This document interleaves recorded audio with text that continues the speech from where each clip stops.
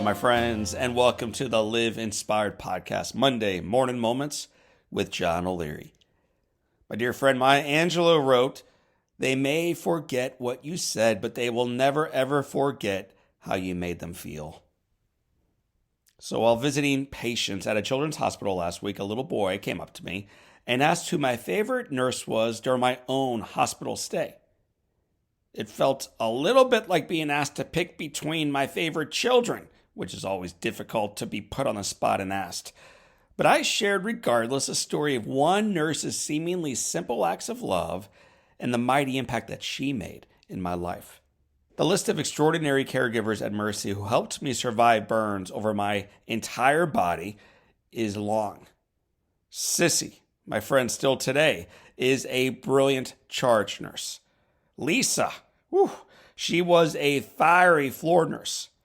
Roy, the visionary man who helped me walk forward into life. And Delores, this lovely CNA with a contagious laugh. I can still hear it today. But the one that I shared with the little boy last week was a woman named Sue Rodrigues. Now, there were many reasons why Sue came to mind with that question.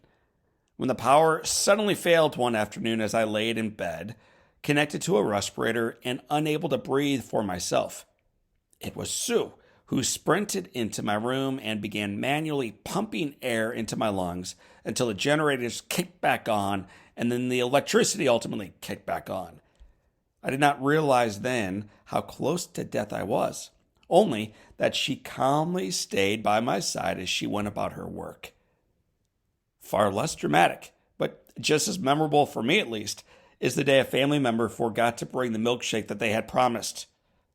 At the end of what I'm sure had been a long shift for Sue, she clocked out, drove to Steak and Shake, and returned about 45 minutes later with a milkshake. Nearly 4 decades later, I still remember the joy of that small gesture of love. And on my last day in the hospital, as I prepared to go home, Sue sat beside me, told me how remarkable I was, and gave me a small gift so that I could remember how special I was. I kept that gift and that memory for decades. But more than the professionalism, more than the milkshake, more than the gifts, Sue gave me something far greater. The belief that my life had value. When you are wrapped in bandages, being poked by doctors, being stretched by therapists, and being drained by endless procedures, it's easy to feel like an object rather than a person.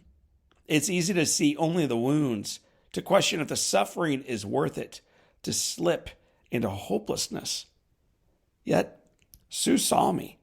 She reminded me that I mattered. And for a little 9-year-old boy, especially one who thought his nurse was absolutely beautiful, she was, that belief transformed not just my hospital stay, but how I viewed myself for years to come. I realized that if someone like Sue could see value in a broken, scared, scarred little boy, maybe one day, maybe, another girl might be able to love me too. I had no idea what her name might be, where I'd meet her, how stunningly gorgeous Beth would actually be, or what our life together might hold. But I knew she'd have a heart ultimately as beautiful as Sue's. I knew it was possible.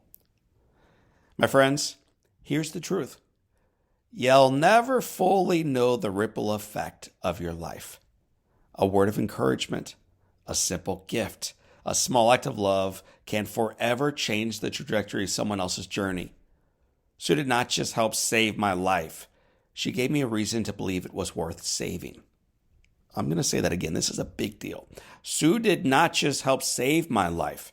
She gave me a reason to believe that it was ultimately worth saving. So this week, I challenge you to become someone Sue. Offer kindness. See someone's worth.